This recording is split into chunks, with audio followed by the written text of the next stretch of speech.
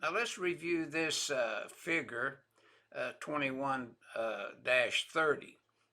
And notice this figure deals with using flexible cords in Class 1 Division 1 and 2 locations in accordance with 501.140.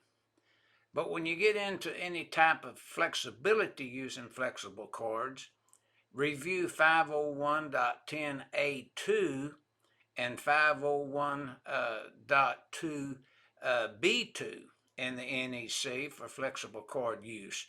But notice we could have a flexible cord, as you see from the illustration to the left, and that flexible cord should be permitted to be used in Class 1 Division 1 for flexibility under certain conditions, such as if wiring methods and 501.10A11 through 7 are not sufficient to do the job and provide the flexibility needed, then you could even use a flexible cord, in a Class 1 Division 1 location.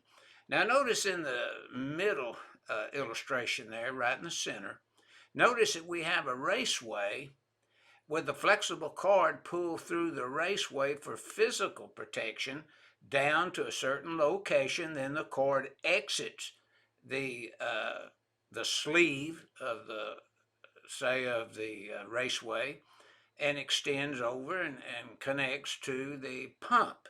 And you can leave enough cord there, for example, and just take the pump and pull it up and just set it right on the concrete there and service it in some manner, repair it or pull maintenance, whatever you may want to do. Now notice the illustration to the right now deals with 501.140B4 through B5. And notice it's a traveling arm that goes down and mixes solutions in say a vessel, a vat, a pit of some sort. And notice that flexible cord is used. Back in the old days, you would have to use say, an explosion-proof flex, which is very stiff, and sometimes the arm would hang and quit moving, and it would slap the sides of the, say, stainless steel type vessel in some sort, and cause a fire to occur right where the vapor was giving off in some cases.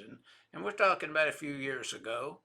But so then they decided, well, they're using this flexible cord anyway. After an inspection is made by the authority having jurisdiction, they'll come in and use flexible cord to make this type of connection for flexibility so that the arm will always be free to move, rotate, and so forth as need be. So that's what this figure 21-30 is illustrating to the user of the NEC when they're using flexible cord in Class 1 and Division 2 locations in accordance with 501.140.